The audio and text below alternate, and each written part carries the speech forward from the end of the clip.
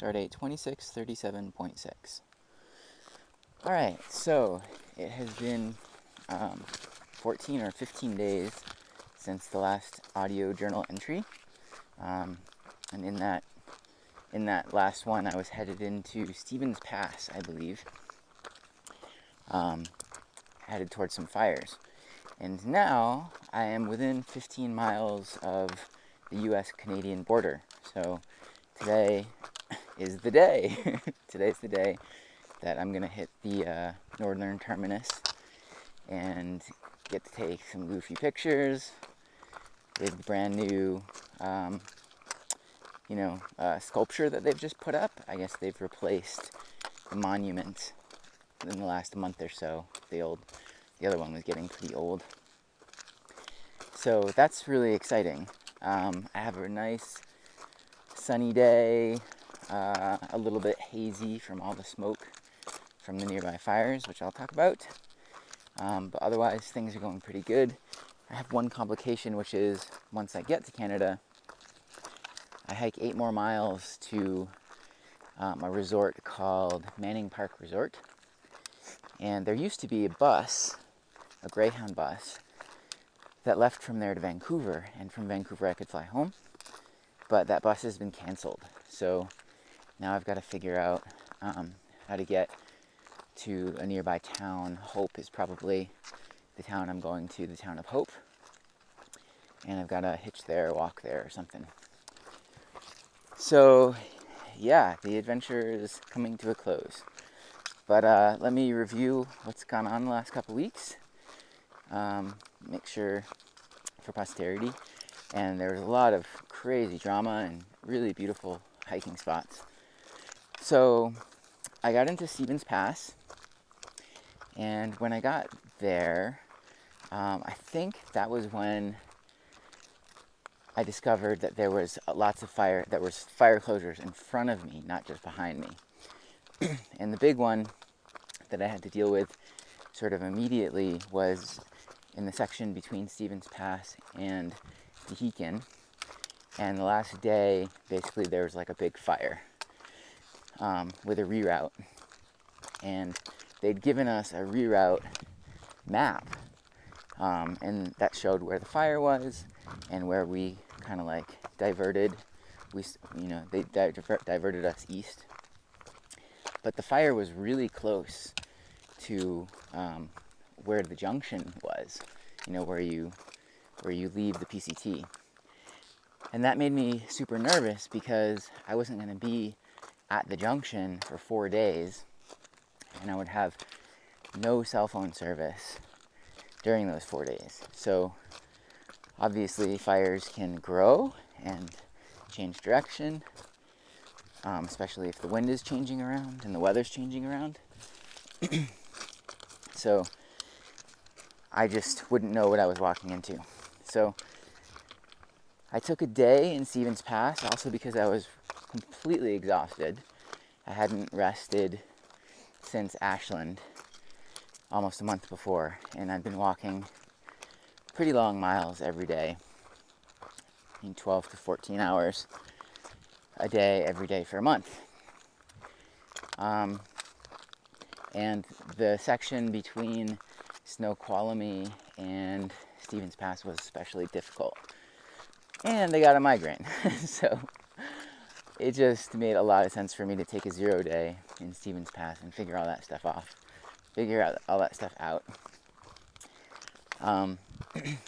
And called my family, talked to my mom, talked to my brother, and I was like, so, there's a fire ahead of me. And they were both like, don't go. And I was like, yeah, that sounds kind of crazy, like walking towards the fire for 4 days, blindfolded from information. So I went through a few phases of emotions and phases of information where I was deciding maybe that my hike was over and I was going to stop at Stevens Pass, or maybe I would go and keep going. And ultimately, after talking to a bunch of locals and determining that there were lots of exit strategies One especially good one about 40 miles before I get to the fire, I started feeling much better about it. So I sort of decided that I would go. But the problem was there was not one, but 2 fires, and later 3 and 4 fires. So the problem was, even if I got to Stehekin, I made it the 4 or 5 days to Stehekin, there was a complete PCT trail closure. So the first one, the fire I was dealing with immediately, they had a reroute trail that you could hike around the fire. The second fire, 5 days later, in the next section, there was no reroute. So even if I finished the first one, I still might not make it to Canada. So that was a bummer. And everyone else, there were other hikers there kind of juggling the same, choices, and they were having the same problems to try to solve. So anyway, off I went, and the next section was totally beautiful. Let me see, was there anything interesting about that town? Oh yeah, Skyqualmy something. I didn't stay in Stevens Pass. I hitched out to this place called Skycomish with my friend Rainfly, another hiker, and one of his friends. And that was a really cute little town. Did anything interesting happen there? I saw Bible and Bones and the other guy there hiking, I forget his name. So it was interesting that I'd caught up to them. They were the first ones through the Sierras, supposedly. Let's see. Yeah, I think that was it. So anyways, took off from there. And yeah, that section just turned out to be unbelievably beautiful. The best hiking, maybe on the whole trail. Certainly the best hiking in Washington. It was a little bit misty because it rained the first day, which was so welcome because we were all hoping that the moisture and rain would slow down or even maybe put out some of the fires. But yeah, it was the word I would use to describe it was just a wonderland.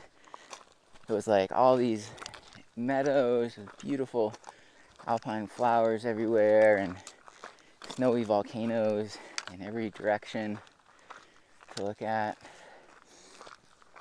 and huge waterfalls, enormous redwood trees,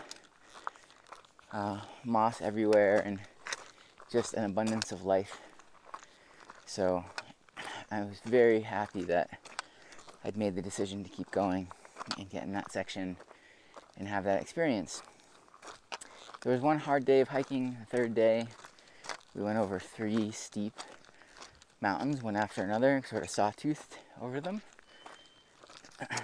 And I'm coming up on a couple hikers here. I'm gonna pause the recording. How do I pause it? Pause. All right, and we're back.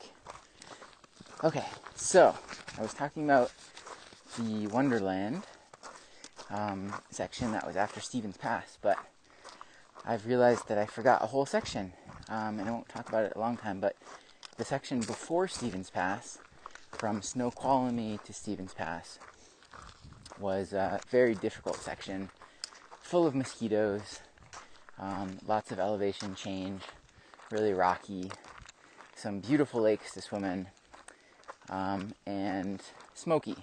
That was when I was getting my first sort of taste of what it would be like to hike in an area that had sort of a hazy layer of wood smoke, and you can smell it and taste it a little bit, and it messes with your breathing a little bit, but it wasn't terrible. And Snoqualmie, the town, before that, it wasn't really a town, it was more just like a little ski resort place. I didn't stay there very long, maybe 4 or 5 hours. Ate as much as I possibly could. At one point, I was just lying on my back in a locker room, like an unused ski locker room in one of the resort buildings, just trying to digest food as fast as I could so I could have another corn dog and milkshake. And I saw a bear there. Bear took a zero there. It was a really nice hotel. He looked totally beat. There's a good hiker box, and I resupplied out of the convenience stores. It wasn't a great resupply. So anyways, that was Snoqualmie. And like I said, Snoqualmie to Stevens Pass was awful. But Stevens Pass north towards the fire was gorgeous. So anything else happened in there? I met a local hiker named Blue, who was doing, I think, her first hike of like just the whole state, Washington. And I'd met her and her mom in the section before. It was kind of fun to watch her trying to figure stuff out. It reminded me of myself when I was her age. And there was tons of day hikers in there. So any, worries I had about it being dangerous, I just couldn't really hold on to them when there was these troops of 12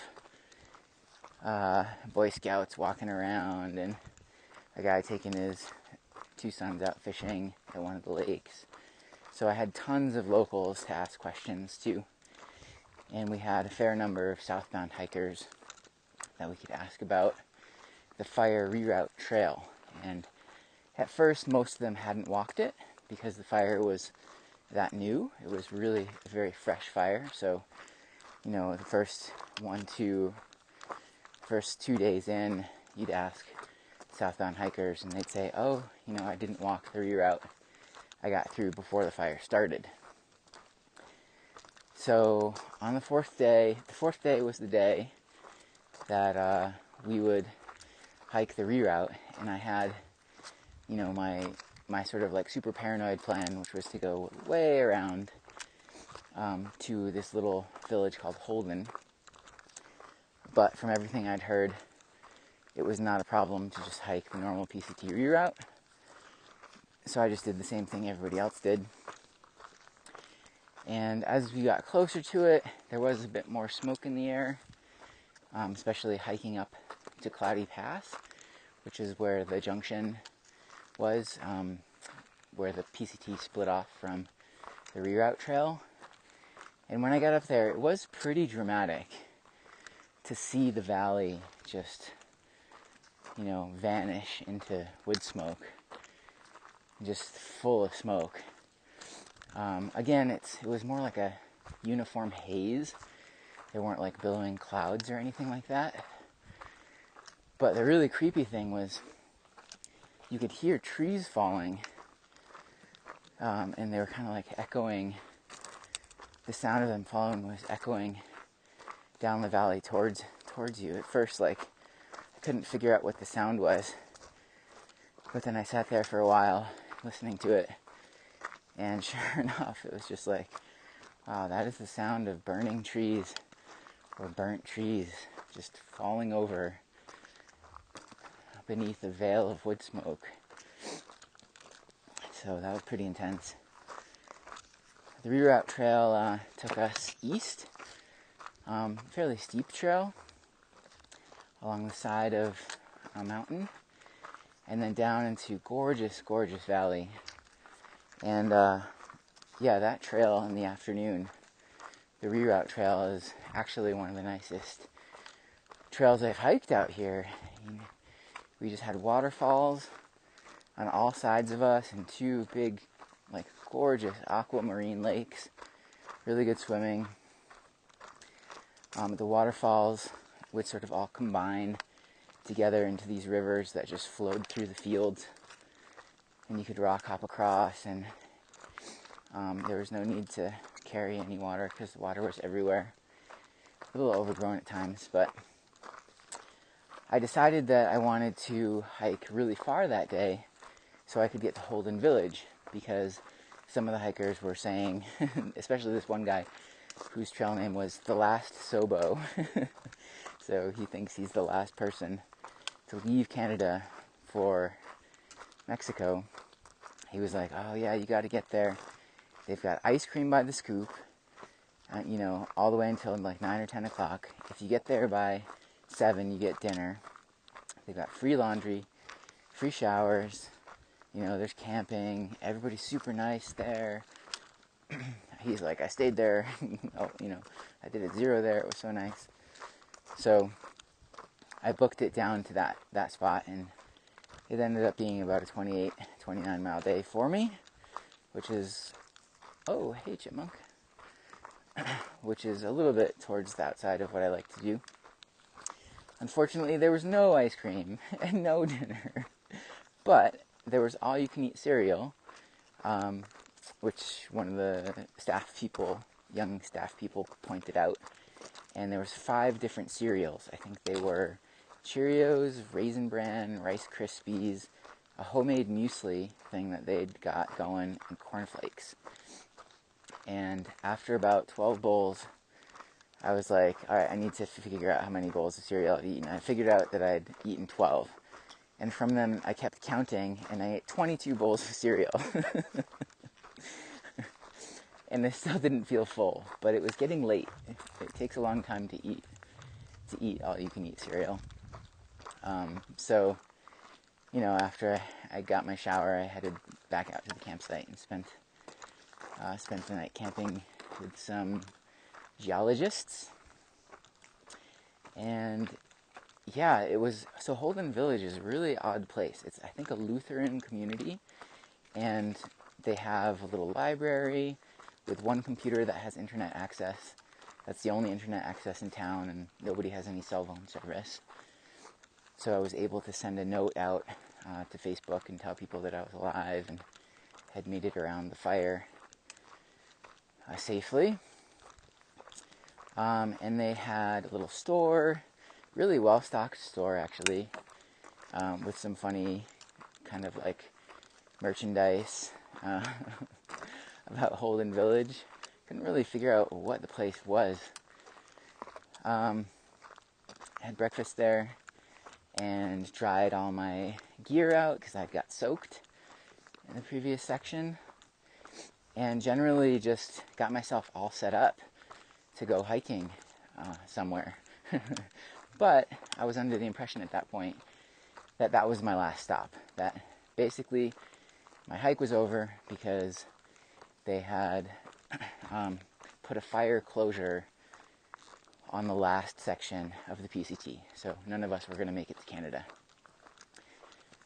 But just in case, I got all my gear ready and bought a ticket on a 1970s school bus 11 miles down the road to a ferry that went across this like gorgeous lake, a 2-hour ferry ride to a small isolated town called Stehekin. So, while I was in Holden, I also met this hiker named Sagebrush, who's I think probably about 60, and he's doing like 30 plus mile days. Really impressive dude, an electrical engineer who turned into a software engineer. So we've had a bunch to talk about, and I've been hiking with him since Holden.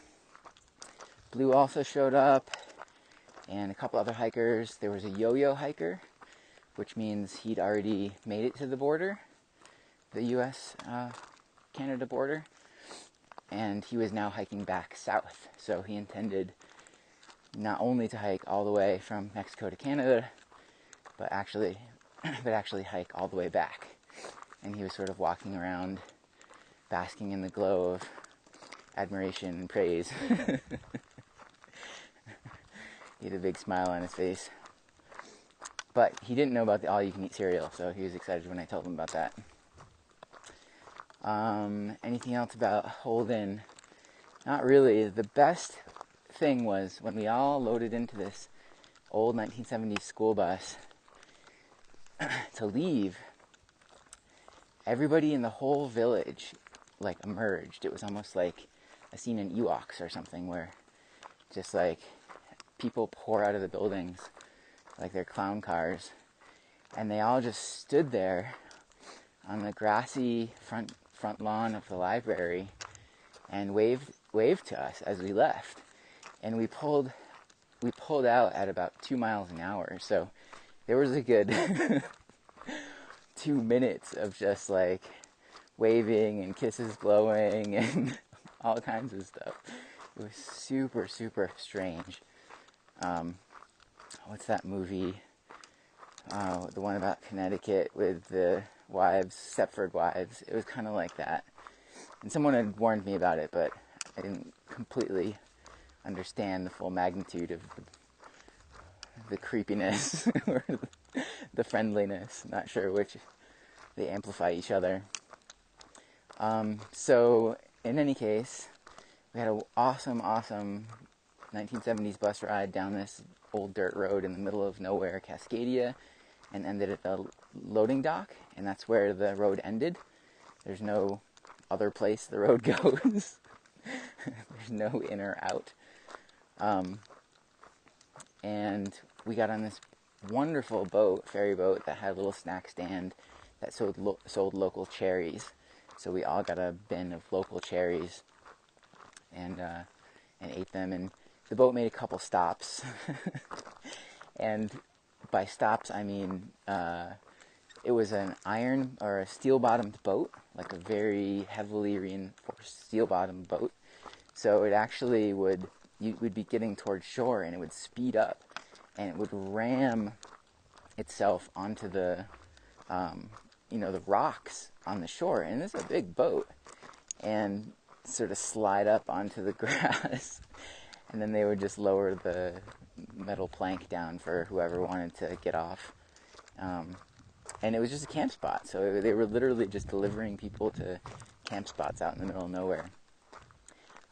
But the lake also was very hazy, and the valley was full of smoke. And I got to talk to the captain a little bit, and he was like, yeah, it's, normally much more beautiful than this. But I thought it was kind of cool to see it with all the smoke. So then we got to Stehekin, which is another, place where there's one road, but it doesn't go anywhere. It just goes back and forth from two dead ends. And it's an amazing place. Like, I encourage anybody who wants to go on a vacation to put this on their map. It's really unusual. All the cars there are from like the 1970s and 1980s, kind of like Cuba, I guess. They just keep repairing them. And there's no mechanic on the island, so they all sort of know how to fix their own cars, I guess, or help each other. And there was a little restaurant and store, but again, no internet at all anywhere. And nobody had any cell phone service, and nobody was going to for miles and miles and miles. They did have one phone in the center of town, and you had to wait in a little line to use it. And it was a pay phone, but it was free, and you could call anywhere in the world for free. So I went to the little post office there. Somehow my resupply box had made it. So I resupplied, and went up to the ranger station to basically ask, like, how I get out of there. How do I get to Vancouver? Because, I thought my hike was over. And I went up there with sagebrush. And I went up to the lady, and I was like, so the fire closure, that's, like, still a thing, right? And she was like, actually, we opened it at 10 a.m. this morning. So it had been closed for, I don't know, couple weeks, and the day we arrived in Stehekin, they opened it. So I turned to Sagebrush, and he just, like, his eyes were, like, huge. He was so happy, and he just, like, put his hands up for a huge high five. He's a pretty kind of, like, mellow dude, so it was a violent display of emotion from an old electrical engineer who'd hiked all the way up there in about 100 days. pretty awesome. So I was kind of stunned. I was like, all right, that was not what I was expecting. I guess we're going to Canada. So then called home, waited in line, called home, and made sure everybody knew that I still existed somewhere in the world. Even though I don't know if that place really does exist in this dimension, in this time period, or is on some floating, vanishing island that appears and disappears every 30 years. And I made plans to stay there the night to sort of like just assess and figure out what had happened and make sure that I had all my stuff together. But after a couple hours, I realized there was really no reason to wait. So I went up to the ranger station, switched my permit, because you needed a permit for the next section, and jumped on this blue bus that had a glass ceiling for some reason, and we headed out. The only other notable thing about that little town, Stehekin, that I'll say is when I got my resupply box, I had some leftover food because I'd hiked the previous section faster than I intended, and I didn't realize there was going to be lots of food in Holden Village, the Lutheran community.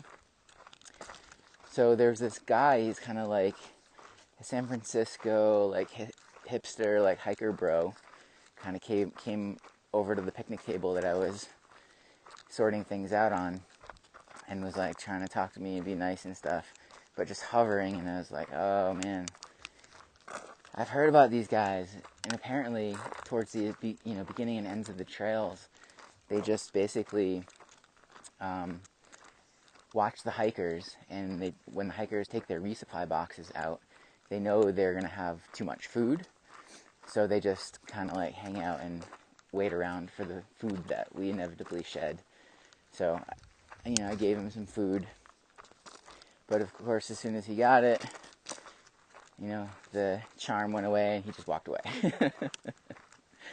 I was like, what a jerk. So it turned out I actually had way too much food, so I still had more food that I didn't need. So I just took it up to the store and gave it to the store owner, who was immensely grateful. That felt much better. But anyways, that hiker bro, his name is Clutch. He was one of the guys that hiked out with us that night. So it was Sagebrush, me, and Clutch. And we went about 5 miles. That bus that I was talking about dropped us at a ranger station. He checked our permit, and we walked about 5 miles to a campsite. And when I got there, on the way I had a bear encounter. It was really intense. I think it was a bear. It was like walking through this spot with high bushes on both sides of the trail, and just heard like this crazy crashing sound, like somebody running down a hill at me through dense brush right at me. And I was kind of like, okay. It sounded almost like a person. But it paused for a minute, and I just kept moving forward. And it sounded confused. I think it was trying to run away from me, but it was confused, and just a late, kind of spooky encounter late in the day as the sun was going down. But when I got to the campsite, these 4 or 5 women in their 60s with a huge amount of chicken salad decided to feed me just an absolute feast of chicken salad, probably 4 pounds, because they didn't want to pack it out and they were full. And they were very impressed that I ate all 4 pounds of the chicken salad. So camped there, got up in the morning and headed out, and Clutch very quickly has faded away. We had no sign of him. I think he probably just turned around and headed back to Stehekin to get more hiker box food, or hiker resupply box food. So this section is the fire section, and there's active fires in here. There's 3 active fires, and they opened the trail again because they've got them under control. or they're, just not really worried about them. But there's still fires here. And it got more smoky than it had been. And it really first dawned on me how close we are to these fires when I got up on top of, I think it was Glacier Pass on the second day. Or it was the first real day of hiking. And it's just epic. Like, I shot a video of it. You'll have to see the video to understand. But it looks like there's this valley with these huge mountains.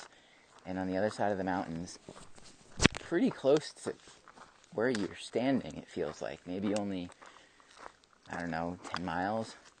It looks like a volcano is erupting in slow motion. And there's just these plumes of smoke flying out into the sky, and like this mushroom cloud that is just spreading out into the upper atmosphere.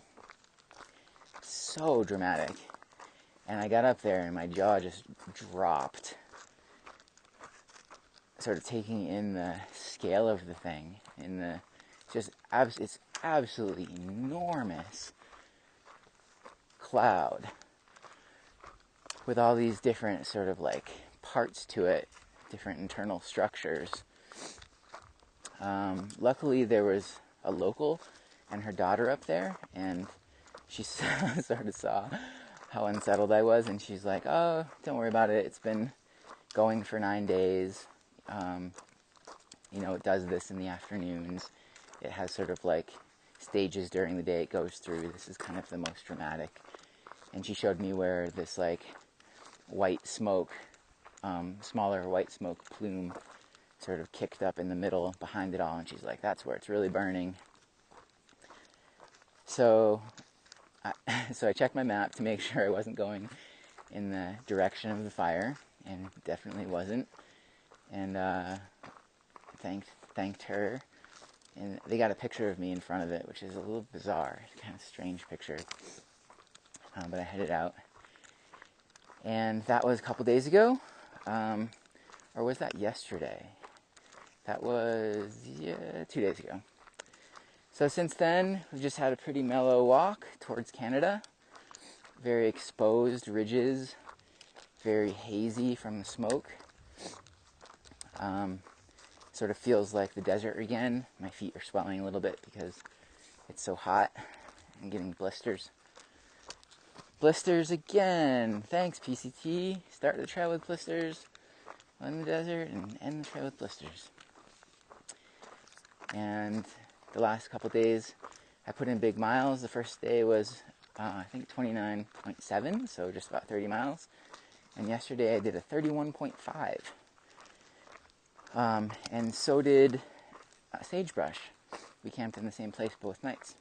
The first night was a beautiful camp spot. It was a little place they could take a bath in the river. So, that's it. Like, I'm here. I can see Canada right now. I'm looking over a ridge and there's mountains, and they belong to Canada, those mountains. And I have my permit in my backpack. A bird tried to poke at it the other day and tear it up, but I think it's still readable, legible. And yeah, I'll be there in a few hours. So kind of a funny mix of emotions, definitely different than the AT.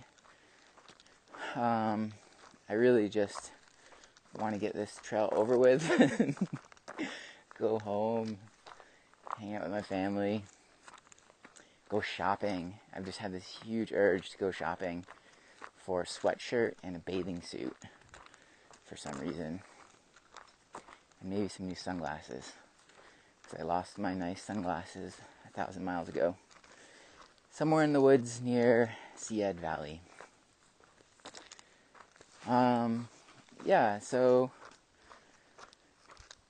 That's it. I guess I'm finishing this trail, and I guess I'll know more about how I feel about it later, because right now I'm just in shock a little bit that the day has finally come. That really was maybe one of the longest months of my life, this last month. hiking as fast as I could every day through, mosquito-ridden terrain, nobody to talk to. There were some very beautiful parts, but definitely an emotional challenge, if not a physical challenge, and challenge of my patience and stamina. So, alright, I guess I'm gonna sign off. Is there anything else that I would say before I finish? I don't think so. Someone asked me yesterday, she wanted to ask me 3 questions. She said, what will you miss the most? And first I said nothing. There's nothing I will miss. But then I was like, oh, it'll be the swimming in the lakes in Oregon and Washington. There's been some incredible swimming, especially in Mica Lake in Washington. It still had like ice sheets on it, so it was just the most gorgeous cold swim. And then she asked, what's the first thing you'll eat when you get back? And I said, I want a tomato from my brother's garden with some basil and salt. And she had another question. I think she just was asking my name. I think that was it. So, anyways, that's where I'll leave this podcast. I hope everyone's doing well. And I hope I get to post pictures pretty soon and maybe a video. Rafe out.